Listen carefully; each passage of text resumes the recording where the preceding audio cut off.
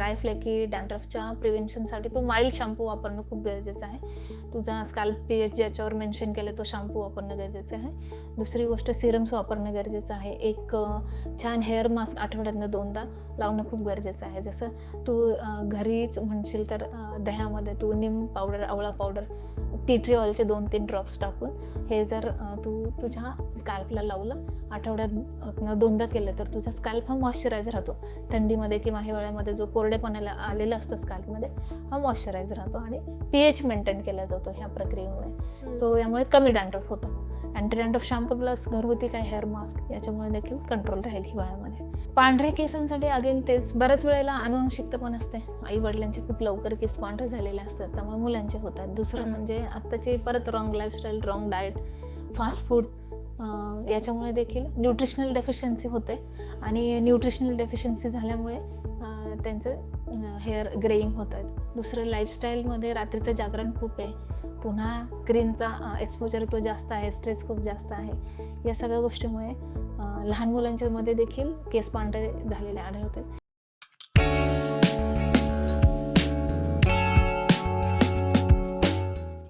जास्त तू fast food खाते तितकं जास्त प्रॉब्लेम्स डेव्हलप होत आहेत. वेट गेन होते, हॉर्मोनल इम्बॅलन्स होत आहे, पुन्हा ॲक्ने येत आहे. मैद्याचे पदार्थ बंद केले पाहिजे. Bakery product, biscuit, chocolate, ice cream, cake, pastries हे सगळं जितकं शक्य होईल तितकं कमी घेतलेलं म्हणजे फ्राईड फूड हे बंद केलं पाहिजे. मी बऱ्याच वेळेला मुलं येतात एक टीनेज एजमधली माझ्याकडे की ते फ्राईड फूड, चायनीज, तळलेले वडापाव, समोसा हे खूप खातात. त्यांच्यासाठी मी एकच प्रश्न विचारतो, तुझ्यासाठी कोण चांगलं तेल आणून तुला बनवणार आहे? पाम ऑइल वापरलं जातं युजली, त्याच्यामध्ये जास्त टॉक्झिन्स असतात. सो मग हे टॉक्झिन्स पुन्हा बॉडीमध्ये जाऊन अजून प्रॉब्लेम क्रिएट करतात. टॅनिंग होतं, इथे चेहऱ्याभोवती, मानेभोवती काळवंडलेपणा वाढतो. त्याचं हेच कारण आहे. अच्छा. आणि केसांचं पण आता हेअरफॉल जो आहे तो युनिव्हर्सल प्रॉब्लेम झालाय. सगळ्यांचाच प्रॉब्लेम असतो की माझे केस गळतायत, मी करू काय? तर तुम्ही काय उपाय सांगाल? केस का गळतात आणि त्यावरती काय करू शकतो आपण?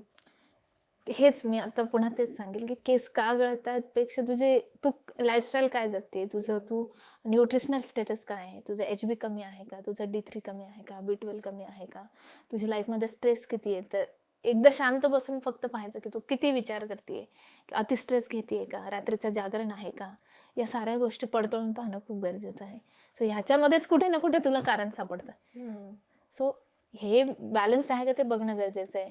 मग बऱ्याच स्त्रिया तर घरगुती उपचार करतच असतात. वेगवेगळ्या प्रकारचे तेल बनवून ते वापरतच असते. पण याच्यामध्ये जर एखादी PCOD असणारी स्त्री असेल तर मग तिला हे सगळं करून काही फायदा होत नाही. किंवा पुरुषांमध्ये अँड्रोजेनिक ॲलोपेशिया असणारे पुरुष असेल, यांना किती घरगुती उपाय केले तरी फायदा होत नाही. मग सरळ डॉक्टरांच्या हातात जाणं, डॉक्टरांना दाखवणं, कुठे काय डेफिशियन्सीज आहेत का ते त्यांचं काम करून बरोबर तुला सोल्युशन हे देतातच. आणि जसं मी सांगितलं मगाशी की PRP, मेझोथेरपी, GFC, एक्झोझोम यासारखे ॲडव्हान्स ट्रीटमेंटने गेलेले केस परत आणता येतात आपल्याला. तर आजकाल मार्केटमध्ये खूप कॉस्मेटिक ट्रीटमेंट्स आल्यात, जसं की बोटॉक्स असेल, फिलर्स असेल आणि केमिकल पिल्स वगैरे. तर त्याबद्दल तुमचं काय मत आहे? मला असं वाटतं ही पर्सनल चॉईस आहे खरं तर. आता बोटॉक्स का केलं जातं की जे फोरहेडवर एजिंगमुळे, ॲडव्हान्स एजिंगमुळे ज्या लाईन्स आलेल्या असतात किंवा क्रोफिट लाईन्स आलेल्या असतात, डीप रिंकल जे आहेत, ते डीप रिंकल जे आहेत ते तिथले मसल्स ह्या बोटॉक्स इंजेक्शनने पॅरलाइज केले जातात आणि टेम्पररी पिरियडसाठी तिथल्या जे काही लाईन्स आहेत ते वॅनिश होतात. सो याच्यासाठी बोटॉक्स इंजेक्शन असतात. फिलर्स हे देखील जिथे गॅप आहे, म्हणजे आता नेझोलेबियल फोल्ड आहे, या फोल्डमध्ये तो ज्याच्यामुळे एज जास्त दिसतं. सो किंवा जो तुझा व्हॉल्यूम आहे चेहऱ्याचा तो जर कमी झाला असेल तर तो फील करण्यासाठी फिलर्स वापरले जातात. चेहरा व्हॉल्यूम चांगला होतो. त्वचेमध्ये हायड्रेशन निर्माण करायचं असेल तरी पण हे हायलोरॉनिक ॲसिडचे काही फिलर्स वापरले जातात. याचा वापरायला काही हरकत नाही. ज्याला तू वाटते की मी खूप छान दिसावं तर ते करू शकतात. पण खिशाला परवडणाऱ्या नाही आहेत ह्या ट्रीटमेंट. थोड्याशा कॉस्टली ट्रीटमेंट आहे आणि टेम्पररी ट्रीटमेंट आहे. सो हा पर्सनल चॉईस आहे. केमिकल्स पिल्स मात्र तो डॉक्टरांकडे जाऊन मल्टिपल टाईम करू शकते, कारण ते over the period of time skin ageing ची जी प्रक्रिया आहे ते स्लो करायला मदत करतात. फाईन लाईन रिंकल्स तुझे कमी होतात. चेहऱ्यावर जर खूप खोल डाग असतील तर ते डाग कमी करण्यासाठी केमिकल पिल्स मदतीचे ठरतात. त्यानंतर मेलाझ्मा असेल, तो मेलाझ्मा कमी करण्यासाठी केमिकल पिल्स मदतीचे असतात. सो एक योग्य डॉक्टरांकडे जाऊन केमिकल पिल्सची ट्रीटमेंटने तू नक्कीच त्वचेमध्ये तुझ्या रेज्युनेशन घडून आणू शकते. हम्म. सो याचे मल्टिपल सेशन्स असतात, ते तू घेऊ शकतेस. ते जास्त कॉस्टली नाहीये ॲज कम्पेअर टू फिलर्स आणि बोटॉक्स. आता मार्केटमध्ये खूप हायड्रा फेशियल हे नाव ऐकायला मिळते, तर ते नक्की काय करावं किंवा त्याचे फायदे काय, तोटे काय? ज्या फेशियलमध्ये त्वचेला हायड्रेशन मिळतं, असं फेशियल म्हणजे हायड्रा फेशियल. सो हे जे हायड्रा फेशियल आहे, हे मशीनद्वारे केलं जातं आणि त्याच्यामध्ये आम्ही त्वचेला हायड्रेशन देणारं, ग्लो देणारं किंवा त्वचेचं काही कन्सर्न आहे, त्यानुसार काही सिरम वापरतो आणि ते सिरम पेनिट्रेट करायला मशीनचे प्रोब्स असतात. ते प्रोब वापरले जातात. याच्याने होतं काय, ते सिरम डीप लेअरपर्यंत जातं. तो सिम्पल हँड मसाजने जर फेशियल करायला गेली, तर ती क्रीम किंवा ते सिरम त्या लेवलपर्यंत किंवा त्या डेप्थपर्यंत जात नाही. हे जर हायड्रा फेशियल हे मशीनच्या साहाय्याने केल्यामुळे ते सिरम आतपर्यंत जाऊन योग्य प्रकारे काम करतं आणि तुझ्या त्वचेला ग्लो देतं, एनहान्स देतं. सो विंटर सीझनमध्ये हायड्रा फेशियल प्रत्येकाने जरूर करावं. हायड्रा फेशियल फायद्याचं आहे. फक्त कन्सर्ननुसार प्रॉपर सिरम वापरणं खूप गरजेचं आहे. सो डॉक्टरांना व्यवस्थित कन्सल्ट करून मग हायड्रा फेशियल करायला काही हरकत नाही. अच्छा. आणि आता थंडीमध्ये डॅन्ड्रफचा पण तुम्ही जसा उल्लेख केला, हम्म. काही असतो तो खूप स्टिकी असतो, काही ड्राय असतो. तर कशाने होतो नक्की डॅन्ड्रफ? सो डॅन्ड्रफचे 2 टाईप आहेत. एक म्हणजे ड्राय, स्टिकी आणि दुसरा म्हणजे फ्लेकी, ज्याच्यामध्ये खूप कोरडा डॅन्ड्रफ असतो आणि दोन्हीमध्ये खाजही असते. सो हा जो ड्राय डॅन्ड्रफ आहे, तो तुझा स्काल्प पीएच डिस्टर्ब होतो. खूप हार्श केमिकलयुक्त तू शॅम्पू वापरले, कंडिशनर खूप वेळ ठेवलं. सो याच्यामुळे काय होतं, स्काल्प पीएच डिस्टर्ब झाल्यामुळे कोरडेपणा येतो. रात्रीचं जागरण आहे, पाव, मैदा, ब्रेड हे जर खाण्यात खूप जास्त आलं, सो याच्यामुळे देखील स्काल्पमध्ये कोरडेपणा खूप वाढतो आणि हे कोरडेपणा वाढल्यामुळे तो ड्राय स्काल्प होतो आणि फ्लेकीनेस वाढतो आणि इचिंग देखील जास्त असतं अशा डॅन्ड्रफमध्ये. सो हा झाला कोरडा डॅन्ड्रफ. काही जणांना स्किनचे प्रॉब्लेम असतात, जसं एक्झिमा आहे, सोरायसिस आहे. सो स्काल्पमध्ये एक्झिमा झाला, सोरायसिस झाला, याच्यामुळे देखील फ्लेक्स निर्माण होऊन तो फ्लेकी डॅन्ड्रफ डेव्हलप होतो. ऑइली मला विचारशील तर एक हेच अगेन की जो स्काल्प आहे तुझा, त्याचा पीएच डिस्टर्ब झाल्यामुळे फंगल इन्फेक्शन तुझ्या स्काल्पमध्ये होतं. घाम येणारा, ते ऑइल, डस्ट याच्यामुळे तो मॅलासेजिया नावाचा जो फंगस आहे तो तिथे वाढतो आणि तो फंगस वाढल्यामुळे डॅन्ड्रफ वाढतो. सो सिबोरिक डर्माटायटिसही काही जणांना डेव्हलप होत आहे, ॲलर्जी असते. सो ह्या प्रकारच्या ह्याच्यामध्ये तो स्टिकी असतो, येल्लो कलरचा तो फ्लेक्स निघतो किंवा खाज खूप त्याच्यामध्ये जास्त प्रमाणामध्ये असतो. इन्फ्लमेशन याच्यामध्ये असतं, लालसर स्काल्प झालेला असतो, तो म्हणजे सेबोरिक डर्माटायटिस. सो असा जो स्टिकी आहे, ऑइली, तो फंगस डॅन्ड्रफ असतो. अच्छा.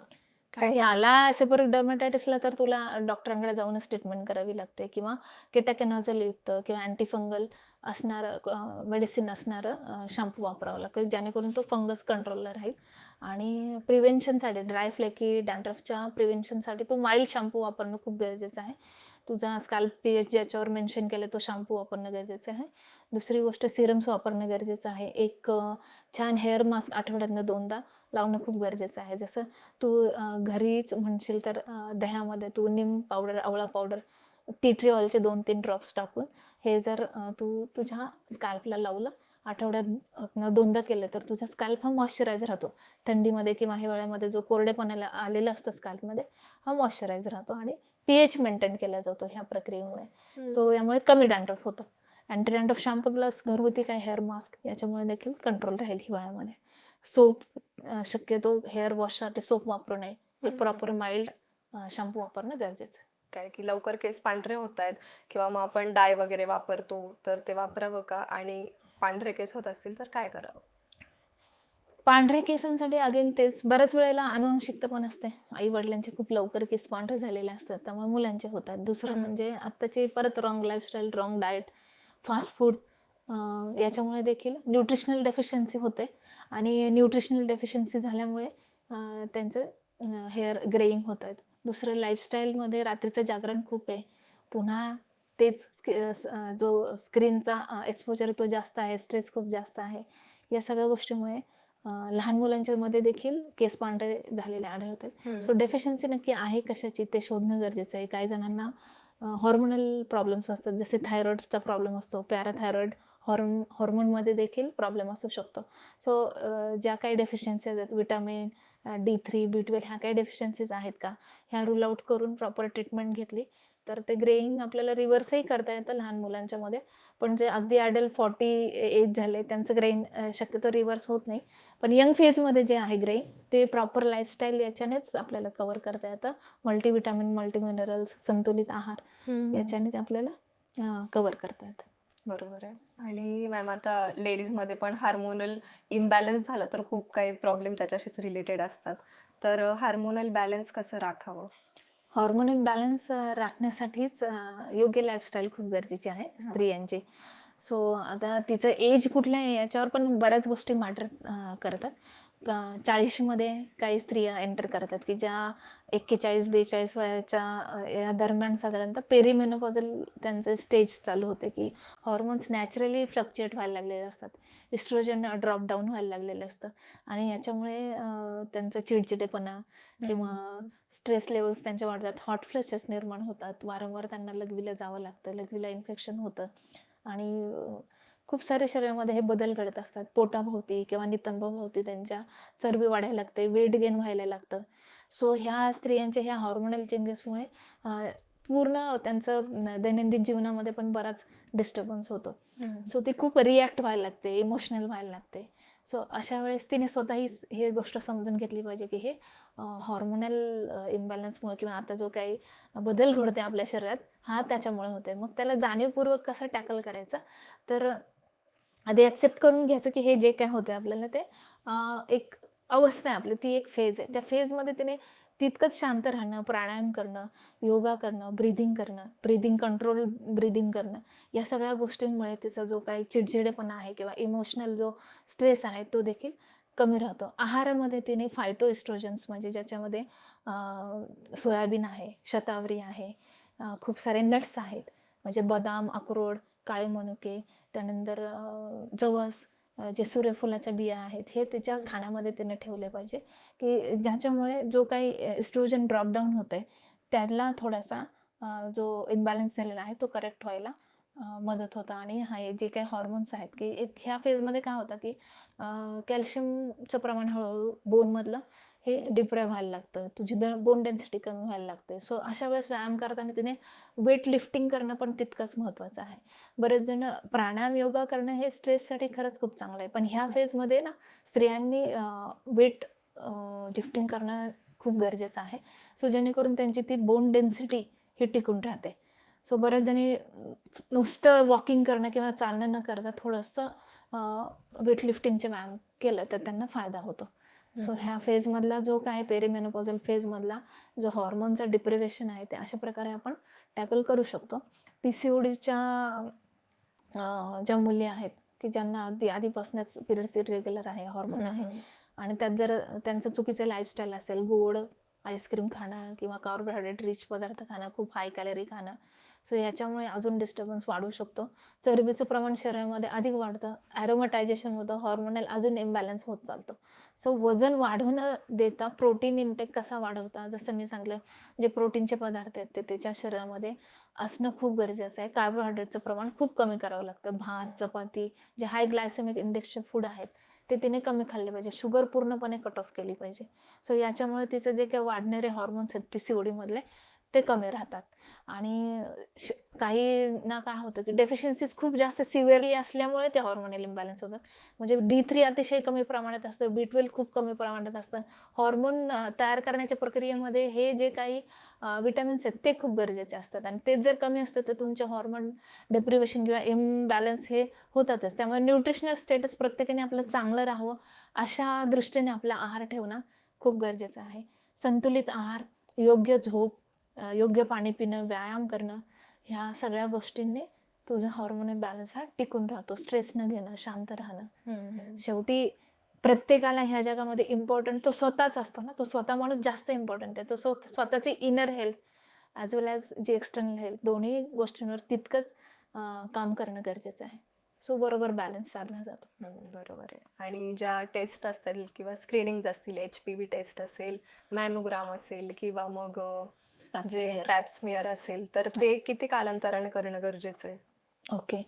आता ह्या HPV टेस्टबद्दल आणि पॅप स्मिअरबद्दल बऱ्याच स्त्रियांना माहितीच नाही आहे की ती HPV टेस्ट म्हणजे काय किंवा पॅप स्मिअर टेस्ट म्हणजे काय.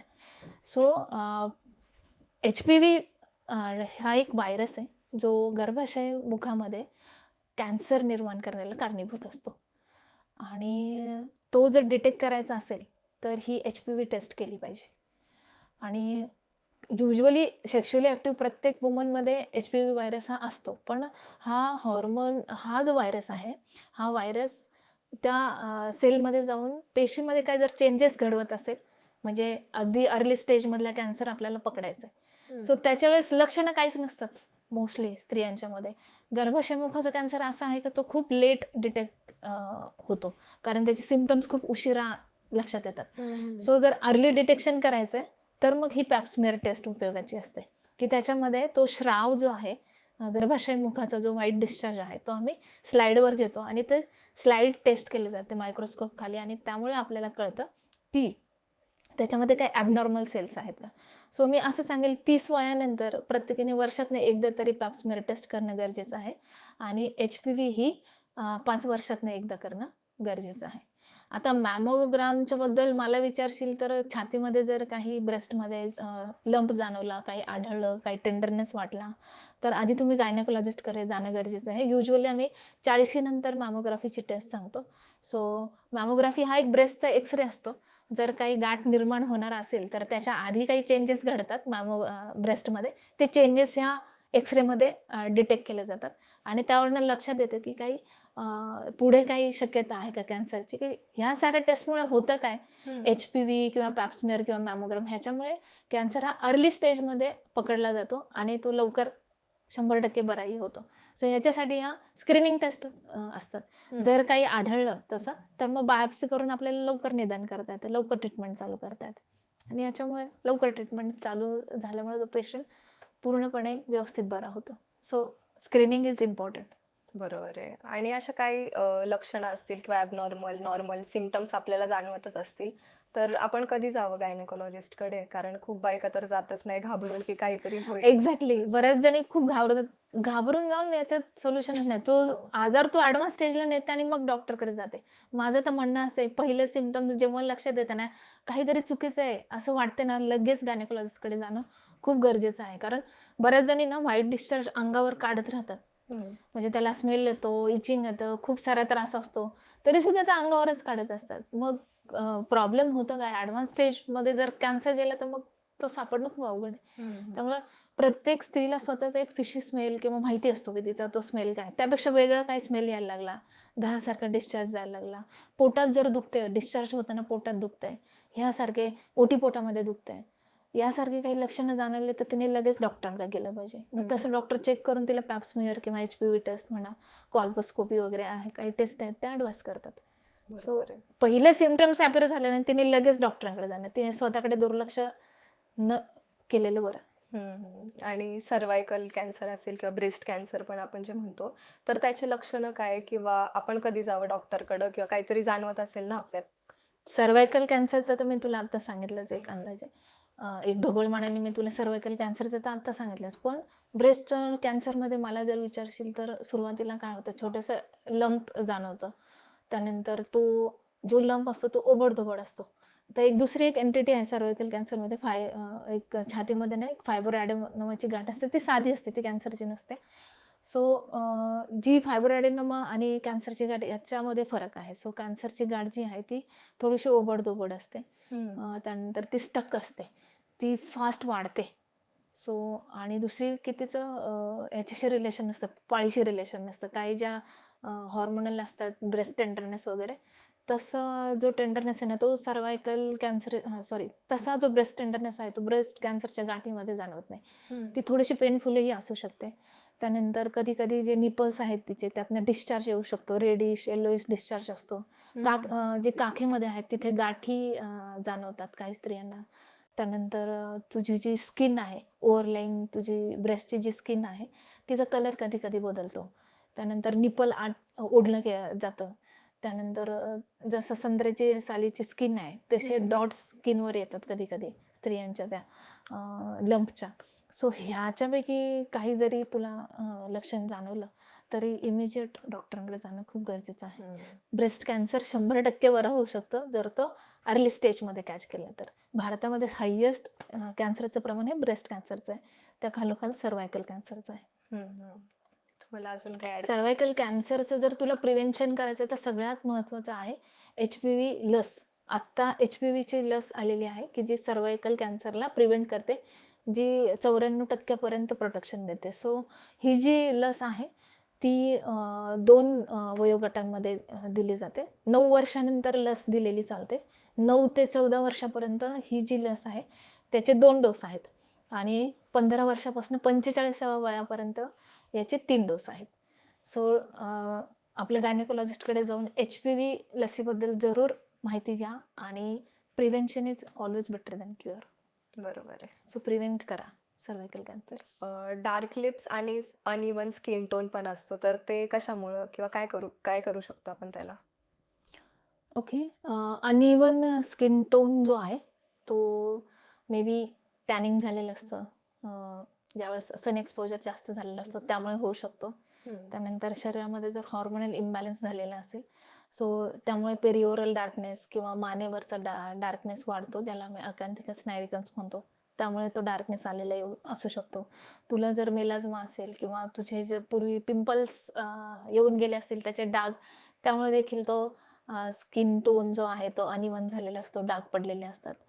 सो आणि डार्क लिप्सचं मला विचारशील तर सेम सन एक्सपोजर आहे किंवा खूप केमिकलयुक्त तू लिपस्टिक लावली त्यामुळे देखील तो, किंवा तुझ्यात याची तू चांगली काळजी नाही घेतली लिप्सची, त्यानंतर लिपसिंग केलं. म्हणजे बऱ्याच जणांना जीभ ओठांभोवती फिरवण्याची सवय असते. सो त्याच्यामुळे एक्झिमा निर्माण होऊन मग ते लिप डार्क होतात. सो याच्यामुळे लिप हा प्रॉब्लेम्स डेव्हलप होऊ शकतात. बरेच जण आता स्मोकिंग करतात, जेंट्समध्ये मोस्टली स्मोकिंगमुळे देखील डार्क लिप्स होतात. सो अनइवन स्किन टोन आणि डार्क लिप्सची ही कारणे झाली. त्याचं जर ट्रीटमेंट म्हणशील तर ट्रीटमेंटमध्ये हे इवन टोन येण्यासाठी जर तो तुझ्या चुकीच्या लाईफस्टाईलमुळे किंवा हॉर्मोनल इम्बॅलन्समुळे झाला असेल तर तो आधी करेक्ट करणं खूप गरजेचं आहे. किंवा जे अकॅन्थिकस नायग्रिकन्स आहे काखेमध्ये, मानेवर जो डार्कनेस आलेला आहे, याला क्रीम देतो आम्ही, तर कमी होतं, पण ते 100% जात नाही. कारण तर तुमची लाईफस्टाईल प्रॉपर करणं त्याच्यासाठी फार महत्त्वाचं असते. शुगर इनटेक किंवा ऑइली फूड, फ्राय फूड कमी करणं खूप गरजेचं आहे. हे अलॉंग विथ ट्रीटमेंट तुम्ही कमी केलं तर त्याचे रिझल्ट्स खूप चांगले असतात. सो याला आम्ही मोस्टली क्लिनिकमध्ये म्हणशील तर केमिकल पील्स करतो, कधी कधी लेझर्स देखील करतो. सो क्यू स्विच लेझर असतं की ज्याच्यामुळे आम्ही हे जो अनइवन स्किन टोन आहे तो कमी व्हायला मदत होते. घरी जर मला विचारशील तर एक SPF, चांगला SPF असणारा लिप बाम तू वापरू शकते, चांगला SPF 50 SPF असणारा सनस्क्रीन तू वापरू शकते. आणि जर अंडर आय डार्क सर्कल असतील तर चांगले सनग्लासेस वापरू शकते. ते प्रिव्हेंट कसे होतील ते बघणंही तितकंच महत्त्वाचं आहे. उन्हात जाताना तू अम्ब्रेला वापरू शकते. आणि सगळ्यात इम्पॉर्टंट, जी तुम्ही डे किंवा नाईटची स्किन केअर करता त्याच्यामध्ये फेडिंग क्रीम असणं खूप गरजेचं आहे. एक की ज्याच्यामध्ये हे जे काही डार्कनेस आलेलं आहे ते कमी करण्याची क्षमता असते. कोजिक ॲसिड आहे, अल्फा आर्ब्युटिन आहे, त्यानंतर हायलुरॉनिक ॲसिड आहे, यासारखे जे काही सिरम आहेत जे तुझ्या त्वचेतला डार्कनेस कमी करायला मदत करतात, असे सिरम्स वापरणं गरजेचं आहे. आणि ट्रीटमेंटमध्ये अजूनही काही ॲडव्हान्स PDRN किंवा जे एक्झोझोम्स आहेत याच्यासारख्या ट्रीटमेंट्स आलेल्या आहेत, त्या ट्रीटमेंटने देखील तो डार्कनेस कमी व्हायला मदत होते. सगळ्यात इम्पॉर्टंट आणि बेसिक विचारशील तर प्रॉपर लाईफस्टाईल असणं फार गरजेचं आहे आणि सन एक्सपोजर प्रिव्हेंट करणं फार महत्त्वाचं आहे. बरोबर. सो त्यामुळे डार्कनेस आणि तुझं अनइवन स्किन टोन हळूहळू तो कमी व्हायला लागतो व्यवस्थित स्किन केअरने. आणि आपण व्हिडिओज वगैरे पण बघतो, तर त्याच्यात आता असं असतं की वॅक्स करण्यापेक्षा तुम्ही लेझर ट्रीटमेंट केलेलं चांगलं, तर ते 100% केस जातात का त्याच्याने? ॲक्च्युली लेझरने 100% हेअर्स नाही जात. सो आम्ही आमच्या मेडिकल लँग्वेजमध्ये ह्याला LHR म्हणतो. सो त्याचं लॉंग फॉर्मच असं आहे, लेझर हेअर रिडक्शन म्हणजे कमी करतं.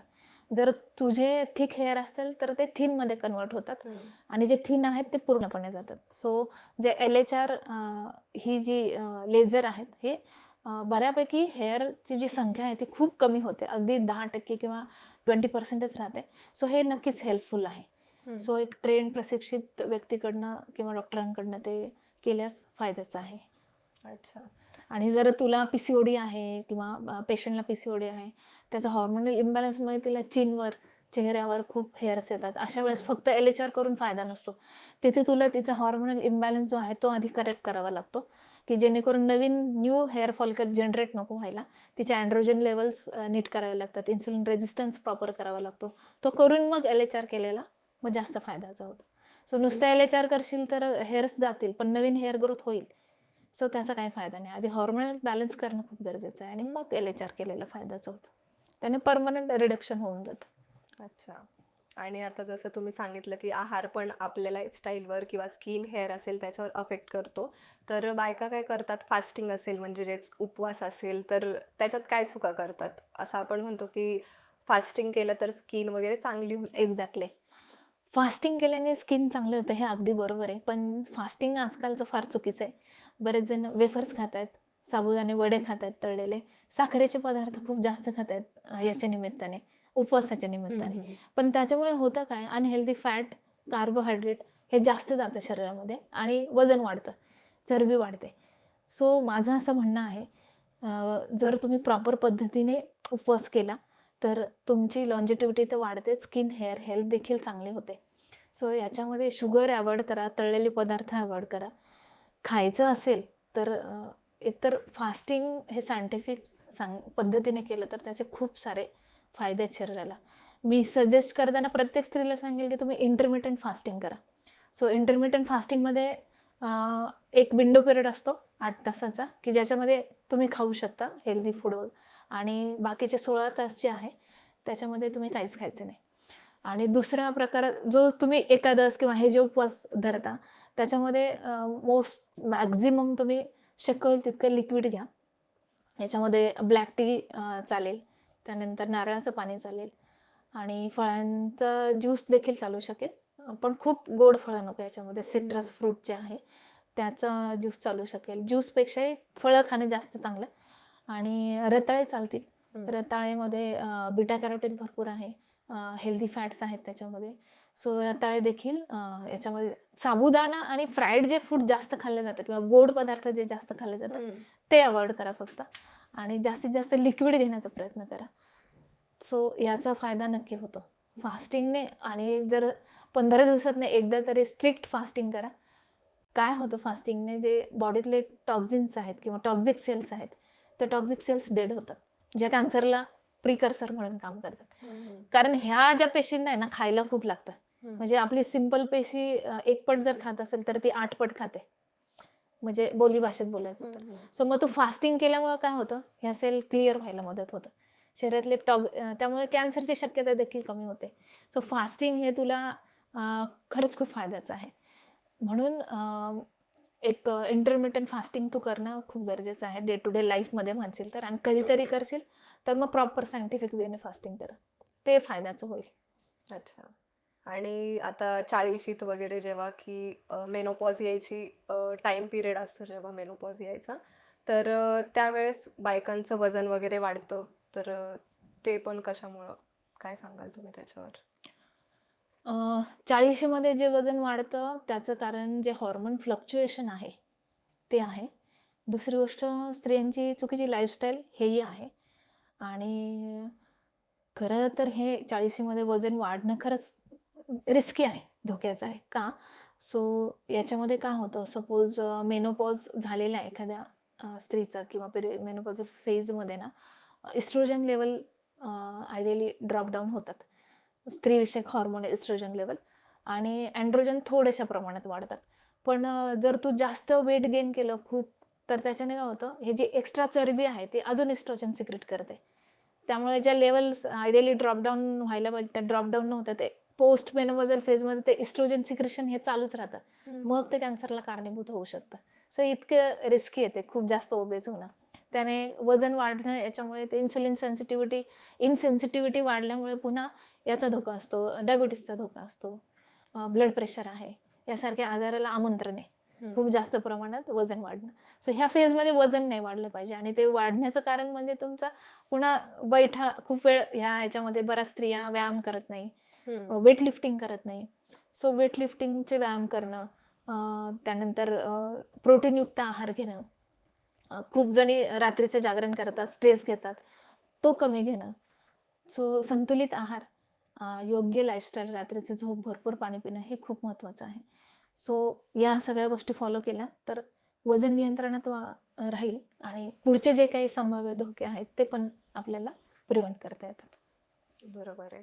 तर तुम्ही शेवटी असं हेल्दी लाईफ, हेल्दी टिप्स असे काय द्याल? म्हणजे स्किनसाठी असेल, हेअरसाठी किंवा महिलांच्या प्रॉब्लेम्ससाठी असेल किंवा जनरली हेल्दी लाईफस्टाईलसाठी?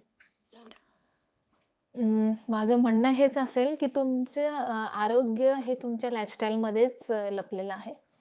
सो स्वतः तुम्ही काय खाताय, किती खाताय आणि किती न्यूट्रिशियस खातायत, तुमच्या ताटामध्ये किती न्यूट्रिशियस पदार्थ आहेत, ते पाहणं फार महत्त्वाचं आहे. फक्त जेवायचं म्हणून जेवण्यात काहीच अर्थ नाही. प्रत्येक स्त्रीने स्वतःच्या आरोग्याबद्दल, स्वतःच्या याच्या लाईफस्टाईलबद्दल जागरूक असणं खूप गरजेचं आहे.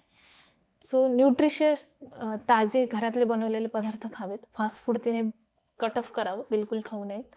आणि दुसरी गोष्ट रात्री शांत झोप घेणं, ते फार महत्त्वाचं आहे. हे सगळं तिने प्रॉपर फॉलो जर केलं, प्रॉपर मी आत्ता जेवढी काही स्किन केअरबद्दल सांगितले ती स्किन केअर जर प्रॉपर फॉलो केली तर नक्कीच ती एक चांगलं आणि सुखकारक आयुष्य जगू शकते. येस, बरोबर आहे मॅम तुमचं. तर मॅमने आज आपल्याला खूप चांगलं टिप्स दिल्यात. खूप चांगल्या टिप्स असतील स्किन, हेअर किंवा महिलां रिलेटेड असेल किंवा त्या म्हणाल्या पुरुषांना पण तितकंच स्किन केअर महत्त्वाचं आहे. तर ह्या टिप्स आपण फॉलो करून आपण स्वतःला काळजी घेऊ शकतो स्वतःची. कारण आपण जेवढं सुंदर असतो किंवा सुंदर फील करतो तेवढा आपण आत्मविश्वासाने जगू शकतो. तर ह्या ज्या लाईफस्टाईल टिप्स त्यांनी दिल्यात तर त्या आपण नक्कीच फॉलो करून हेल्दी लाईफस्टाईल जगू शकतो. तर मॅमसाठी एक छोटीशी गोष्ट आहे. मॅम, हे तुमच्यासाठी छोटीशी भेट. थँक्यू. जाणूया स्वतःला ही जी सिरीज राहुल देवकते प्रोडक्शनद्वारे चालू केली ती खरंच खूप चांगली आहे. बिईंग अ डॉक्टर आम्हाला सर्वसामान्य लोकांच्या मनातले प्रश्न कधी कधी अंडरस्टँड होत नाहीत, पण तुमच्या चॅनलद्वारे सर्वसामान्यांच्या मनातले जे काही छोटे छोटे क्वेश्चन्स आहेत, त्यांना असणारे जे संभ्रम आहेत ते तुम्ही आम्हाला विचारता आणि आमच्या द्वारे त्याची उकल करून घेता. यामुळे सर्वसामान्य लोकांना चांगला गायडन्स मिळतोय, त्यांचे गैरसमज दूर होत आहेत. आलेले नवीन काही ट्रीटमेंट्स आहेत ट्रेंडिंग, त्यांची लाईफस्टाईल कशी असावी, या छोट्या छोट्या रोजच्या दैनंदिन लाईफस्टाईलमधल्या काही गोष्टी आहेत, उपवास कसा करावा, यासारखे क्वेश्चन्स तुम्ही जे आत्ता मला विचारले याच्याद्वारे मला असं वाटतं बऱ्याच लोकांना त्यांच्या मनातले जे गैरसमज आहेत ते दूर झाले असतील आणि बऱ्याच लोकांना मार्गदर्शन मिळाले असेल. आणि याचं रूट कॉज जे आहे ते केवळ आणि केवळ तुमची ही जी काही सिरीज चालू आहे ते आहे की याच्यामुळे तुमच्यापर्यंत मी पोहोचू शकले आणि तुम्हाला गायडन्स करू शकले. तर खरंच खूप उत्तम सिरीज राहुल देवकते प्रोडक्शनने ही चालू केलेली आहे. जाणूया स्वतःला. माझ्या खूप खूप शुभेच्छा. तुमची ही सिरीज खूप पुढे चालावी आणि याच्यामध्ये खूप सारे यश मिळावं. धन्यवाद. Thank you ma'am.